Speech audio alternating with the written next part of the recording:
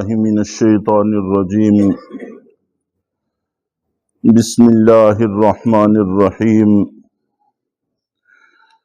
وَلْتَكُن مِّنكُمْ أُمَّةٌ يَدْعُونَ إِلَى الْخَيْرِ، اور تمہارے اندر ایک جماعت ایسی ہونی چاہیے جس کے افراد لوگوں کو خیر کی طرف، بھلائی کی طرف بلائیں، وَيَأْمُرُونَ بِالْمَعْرُوفِ، اور وہ نیکی کا حکم کریں، وَيَنْهَوْنَ عَنِ الْمُنْكَرِ، اور وہ برائی سے روکیں، وَأُولَئِكَ هُمُ الْمُفْلِحُونَ، اور ایسے ہی لوگ فلاح پانے والے ہیں۔ وَلَا تَكُونُوا كَالَّذِينَ تَفَرَّقُوا وَاخْتَلَفُوا، اور تم ان لوگوں کی طرح نہ ہو جانا جنہوں نے تفرقہ ڈالا اور اختلاف میں پڑ گئے، من بعد ما جاءہم البینات، باوجود اس کے کہ ان کے پاس واضح واضح دلائل آ چکے تھے۔ اولئک لہم عذاب عظیم، یہی لوگ ہیں کہ جن کے لیے بہت بڑا عذاب ہے۔ تو گزشتہ آیات میں امت مسلمہ کی مضبوطی کے لیے دو اصول ہمیں دیے گئے تھے۔ پہلا اصول اللہ سے ڈرنے کا تھا، تقوی کا تھا، اور دوسرا اصول یہ تھا کہ دین اسلام کے ساتھ، قرآن پاک کے ساتھ جڑ جائیں، وابستہ ہو جائیں، اللہ کی رسی کو تھام لیں۔ اور اس آیت میں اسی اجتماعیت کی بقا کے لیے ایک تکملہ ہمیں دیا گیا ہے کہ اگر تم یہ چاہتے ہو کہ یہ تقوی تمہارے اندر قائم رہے اور تم دین اسلام کے ساتھ جڑ کر، وابستہ ہو کر ایک مضبوط امت بنے رہو، تو صرف اپنی اصلاح کافی نہیں ہے۔ اپنے اندر تقوی پیدا کر لیا، دین اسلام کے ساتھ جڑ بھی گئے، اتنا کافی نہیں ہے، بلکہ اس کے ساتھ ساتھ لوگوں کو اس کے ساتھ جوڑنے کی کوشش کرتے رہنا یہ بھی ضروری ہے۔ اور قرآن پاک میں متعدد جگہ پر اللہ رب العزت نے اس چیز کو بڑے واضح لفظوں میں بیان کیا ہے۔ سورہ عصر کے اندر بھی کامیابی کا یہی اصول بیان کیا ہے، والعصر ان الانسان لفی خسر، کہ زمانے کی قسم سارے کے سارے انسان گھاٹے میں ہیں، خسارے میں ہیں، نقصان میں ہیں، سوائے ان لوگوں کے الا الذین آمنوا وعملوا الصالحات وتواصوا بالحق وتواصوا بالصبر، صرف وہ لوگ فائدے میں ہیں، کامیابی میں ہیں، نجات میں ہیں جو ایمان لائے، پھر اعمال صالحہ کیے، اور اس کے بعد دعوت و تبلیغ کے کام سے وابستہ رہے، لوگوں کو اس دین کی طرف بلاتے رہے۔ اور اسی طرح آگے آیت آ رہی ہے، کنتم خیر امت اخرجت للناس تأمرون بالمعروف وتنہون عن المنکر، کہ تم بہترین امت ہو، لوگوں کے فائدے کے لیے، نفع رسانی کے لیے تمہیں بھیجا گیا ہے، اور تمہارے اندر جو خصوصی وصف پایا جاتا ہے، پایا جانا چاہیے، وہ یہ ہے کہ تم نیکی کا حکم کرتے ہو اور برائی سے لوگوں کو روکتے ہو۔ احادیث مبارکہ کے اندر بھی نبی پاک صلی اللہ علیہ وسلم نے اس چیز کی بڑی وضاحت فرمائی ہے، تعلیم دی ہے۔ چنانچہ ترمذی شریف میں اور ابن ماجہ میں یہ حدیث ہے کہ آپ نبی پاک صلی اللہ علیہ وسلم نے فرمایا کہ تم لوگ ضرور امر بالمعروف اور نہی عن المنکر کرتے رہو، وگرنہ قریب ہے کہ اللہ رب العزت گناہ گاروں کے ساتھ تم پر بھی عذاب بھیج دیں۔ اور اس وقت تم پھر اللہ تعالیٰ سے دعا مانگو اور اللہ تعالیٰ تمہاری دعا کو قبول نہ کریں۔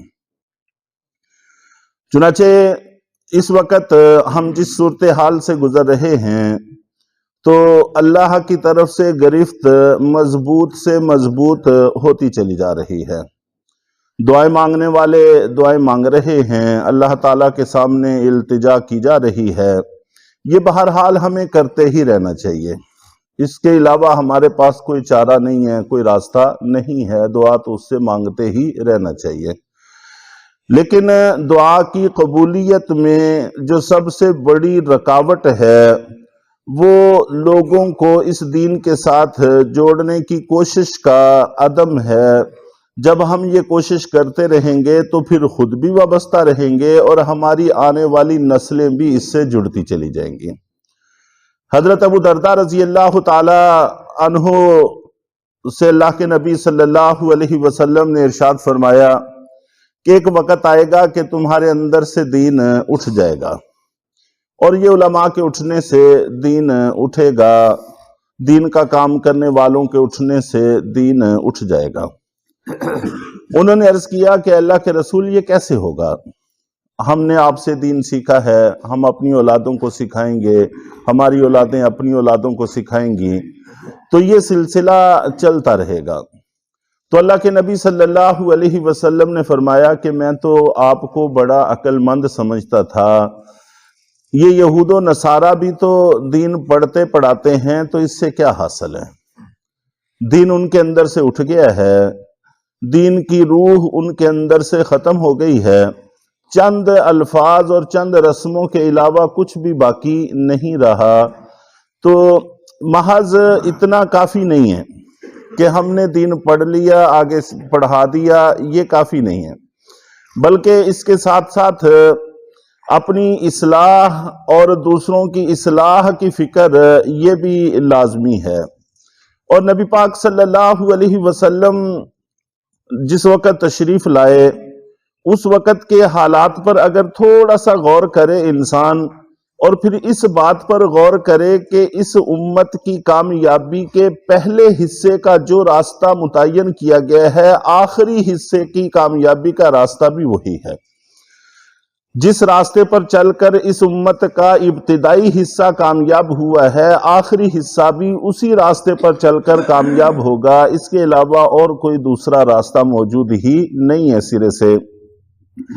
چنانچہ نبی پاک صلی اللہ علیہ وسلم نے دعوت و تبلیغ کا جب سلسلہ شروع کیا تو جو بھی آپ پر ایمان لاتے تھے وہ فوراً اس کام سے وابستہ ہو جاتے تھے۔ تو یوں یہ ایک امت بنتی چلی گئی، ایک بڑی جمعیت بنتی چلی گئی، یہاں تک کہ پھر ضرورت محسوس ہوئی کہ اب ہماری ایک سلطنت ہونی چاہیے۔ مکہ مکرمہ میں اس کے قیام کی کوئی شکل بظاہر فی الحال نظر نہیں آ رہی، تو پھر مدینہ منورہ میں جا کر سلطنت کا اعلان کر دیا گیا اور ایک سلطنت کا قیام کر دیا گیا۔ اور مدینہ منورہ کی بھی پوری زندگی کا جو لب لباب ہے وہ یہی ہے کہ ہر شخص اس قابل تھا کہ کسی کو بھی اس کے حوالے کر دیا جائے تو وہ پورا دین اس کو سکھانے کی صلاحیت رکھتا تھا۔ گویا جتنے مسلمان تھے 100% سارے کے سارے نہ صرف یہ کہ مبلغ تھے بلکہ وہ معلم بھی تھے اور داعی بھی تھے، اس کے ساتھ ساتھ ظاہری اور باطنی اعتبار سے سنورے ہوئے لوگ تھے۔ اسی لیے پھر کبھی قیادت کا فقدان صحابہ کرام اور صدیوں تک کی زندگی میں پیش نہیں آیا، اور اس وقت قیادت کے فقدان سے ہمیں واسطہ ہے۔ تو جتنی بھی خیریں ہیں وہ ساری کی ساری اسی دعوت و تبلیغ کے سلسلے سے وابستہ ہیں۔ جب یہ منقطع ہو جاتا ہے تو پھر اندر سے تقویٰ بھی ختم ہو جاتا ہے، پھر رفتہ رفتہ دینداری بھی چلی جاتی ہے اور اجتماعیت بھی منتشر ہو کر رہ جاتی ہے۔ اس لیے صرف اپنی اصلاح کر لینا کافی نہیں ہے بلکہ اپنی اصلاح بھی ضروری ہے، اور سب سے زیادہ ضروری اور اہم یہی ہے، اور اس کے بعد پھر دوسروں کی اصلاح کی فکر میں لگ جانا یہ بھی بڑی اہمیت رکھتا ہے۔ اس کے بغیر بقا ممکن نہیں ہے۔ اگر ہم یہ چاہتے ہیں کہ بحیثیت مسلمان امت مسلمہ کو بقا حاصل رہے اور اس کو سربلندی نصیب رہے اور اللہ اس کی پکاروں کو سنے، تو پھر ضروری ہے کہ ہم دعوت و تبلیغ کے سلسلے سے بھی وابستہ ہوں۔ جو شخص، جو مسلمان جہاں بھی ہے، وہ یہ سوچے کہ میں اپنی بھلائی دوسروں تک پہنچانے میں کیا کردار ادا کر سکتا ہوں، تو انشاءاللہ العزیز امت بنی رہے گی، سنوری رہے گی۔ تو اس پر انشاءاللہ مزید کچھ باتیں عرض کی جائیں گی۔ اللہ تعالی ہم سب کو حق بات سمجھنے کی توفیق عطا فرمائے۔